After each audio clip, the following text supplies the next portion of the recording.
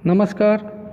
मैं डॉक्टर सतवीर सिंह, सहायक आचार्य Hindi, BA part द्वितीय हिंदी साहित्य, बिहारी सतसई पद्य व्याख्या श्रृंखला के अंतर्गत हम पद संख्या दोहा संख्या 23, 24 और 25 के बारे में आज आपके सामने ये व्याख्यान लेकर प्रस्तुत हैं।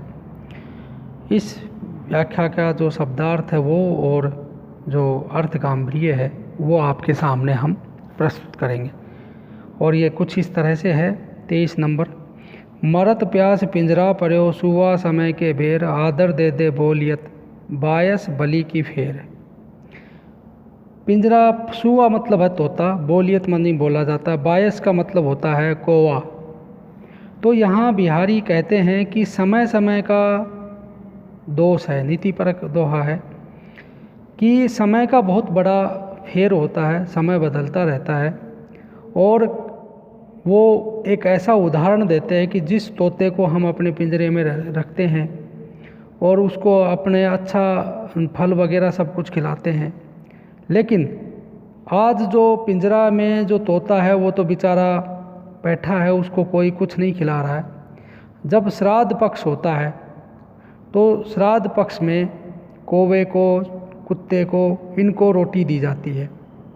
तो उस समय हम जिस कौवे को मुंडेर पर बैठते ही भगा देते थे, उसको वहाँ से हटा देते थे कि यार कौवा अशुभ माना जाता, उसी कौवे को हम श्राद्ध पक्ष में, जब श्राद्ध आते हैं साल भर में एक बार, जब हम अपने पितरों को वो अर्पित करते हैं, तो उस समय कौवे को आदर देकर सम्मान के साथ में हम बुलाते, ढूंढते हैं कहाँ है, और उसको जाकर रोटी वगैरह, उसको फल वगैरह या ऐसा कुछ देते हैं।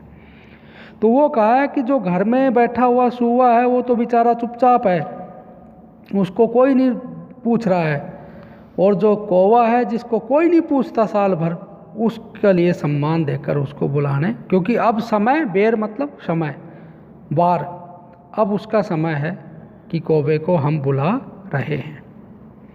तो यहाँ पर कवि कहना चाहते हैं कि समय होता है, कई बार गुणी व्यक्ति का तो निरादर हो जाता है और कई बार मूर्ख व्यक्ति को हम बुलाकर सम्मानित कर देते हैं। ये लोक का व्यवहार है, ये लोगों का अपना न्याय है, समय का चक्र है। अनुप्रास अन्योक्ति अलंकार है, बाकी सारी बातें वही हैं। पद संख्या दोहा संख्या 24 है कुछ इस तरह। जगत जानो जिहि सकल स्यो, हरि जानो नाही, ज्यों आखिन सब देखिए आखिन न देखी जाई। यहाँ पर कवि ने भक्ति परक दोहे की रचना की है। ये जो दोहा है, ये पद्य है, ये भक्ति परक है। और मैंने पहले भी बताया कि बिहारी सतसई में भक्ति, नीति, श्रृंगार के दोहे भरे पड़े हैं। इसमें ऐसी भक्ति की बात करते हैं जो निर्गुण की तरफ भी जाती है। भगवान को यहाँ पर ज्ञानातीत बताया है, अगम्य बताया है, जहाँ पर हम पहुँच नहीं सकते। तो बिहारी कहते हैं कि भगवान ने संपूर्ण चराचर, चर और अचर, जड़ और चेतन विश्व को इंद्रिय ज्ञान का विषय बताया है। वही भगवान ज्ञानातीत है। और क्या कहा है कभी कि जैसे आँखों के द्वारा हम सब कुछ देख सकते हैं किंतु स्वयं अपनी आँखों को नहीं देख सकते, वैसे ही संसार की रचना करने वाले ईश्वर को प्रत्यक्ष नहीं देखा जा सकता। जैसे हम अपनी आँखों से सब कुछ देख सकते हैं लेकिन खुद अपनी आँखों को नहीं देख सकते, ठीक उसी तरह से कहा है, जो आँखिन सब देखी आँखी न देखी जाए। जो आँखें सबको देखती है वो अपनी आँखों को नहीं देख सकते। ठीक उसी तरह से जगत जनो जिनि सकल सो हरि जानो नाही। मतलब जिस भगवान ने इस संसार को बनाया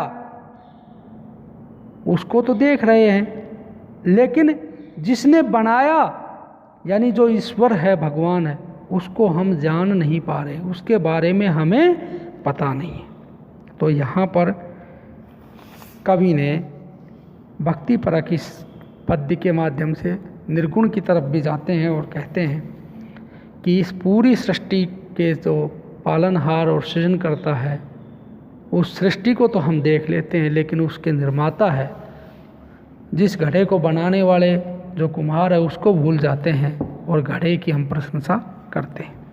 अनुप्रास विरोधाभास और दृष्टांत अलंकार है। ब्रज भाषा का सुंदर उदाहरण है, भक्ति का बहुत सुंदर उदाहरण है, और वैदर्भी रीति माधुर्य काव्य गुण है। अगला पद्य, दोहा और अंतिम 25 दोहे हमारे पाठ्यक्रम में शामिल है और अंतिम दोहा है और 25 संख्या है। तो लगी या मन सदन में, हरि आवे की बाट, विकट जटे जो लगी निपट, खुले न कपट कपाट। तो लगी मनी जब तक, सदन मनी घर, की ही मनी किस, बाट मनी होता है मार्ग रास्ता, विकट मनी मजबूती से, जटे मनी जुड़े हुए। कवि यहाँ पर कहते हैं कि भक्ति की बात करते हैं कि भगवान की भक्ति के लिए मन की पवित्रता बहुत ज़रूरी है। तो लग या मन सदन में, हरि आवे की ही बाट। हमारा जो मन है ना, सदन मनी ये जो शरीर है, ये कुछ इस तरह से हो गया है जैसे हम अपने घर के दरवाजे बहुत ही अच्छी तरह से बंद कर देते हैं और कोई भी उसमें नहीं आ सकता। ठीक उसी तरह से हमने अपने मन के, दिल के दरवाजे इस तरह से बंद कर दिए कि वहाँ पर भगवान का, भक्ति का प्रवेश हो ही नहीं सकता। अभी हरि आवे की ही बाट, मतलब भगवान किस मार्ग से आएगा, क्योंकि हमने तो अपने दिल के, मन के सारे दरवाजे बंद कर दिए। यानी कि हमारे अंदर भगवान के प्रति, ईश्वर के प्रति जो आस्था है, श्रद्धा है, विश्वास है, भक्ति है, वो है ही नहीं, ख़त्म है। तो भगवान किधर से आएंगे? विकट जटे जो लगी, मतलब बहुत अच्छी तरह से, मजबूती से हमने उन दरवाज़ों को बंद कर दिया। खुले न कपट कपाट, मतलब हमारा जो आचरण है वो कैसा कपटाचरण है, कपटी हो गए, हम पापी हो गए, दुष्ट हो गए, नालायक हो गए। तो जब तक हमारे शरीर में, हम में, मन में, हृदय में जो गलत आचरण, गलत भाव, विकार हमारे शरीर में रहेंगे, हमारे मन में रहेंगे, तो ये सारे के सारे भगवान के लिए दरवाजे हैं, बंद दरवाजे हैं। ये सब हम मन से, जैसे हम दरवाजे खोल देते हैं, व्यक्ति घर में प्रवेश कर जाता है, ठीक उसी तरह से हम कपटाचरण, दुराचरण छोड़ देंगे तो ये दुराचरण, कपटाचरण रूपी कपाट हैं जो हमारे लगे हुए हैं, और जब तक ये रहेंगे तब तक भगवान की भक्ति हमारे अंदर, हमारे दिल दिमाग में नहीं आ सकती। तो उसकी यहाँ पर बात कवि कहते हैं कि भक्ति के लिए पवित्रता और श्रद्धा बहुत ज़रूरी है। मन की पवित्रता, हृदय और मन की भगवान के प्रति श्रद्धा भाव बहुत ज़रूरी है, तभी हम भक्ति कर सकते हैं। कवि के संपूर्ण इस दोहे में, पद्य में अनुप्रास और रूपक अलंकार का प्रयोग है, ब्रज भाषा का बहुत सुंदर प्रयोग है, और वैदर्भी रीति है। भक्ति पर अगर रस की बात करें तो भक्ति रस का ये दोहा हमारे सामने प्रस्तुत है।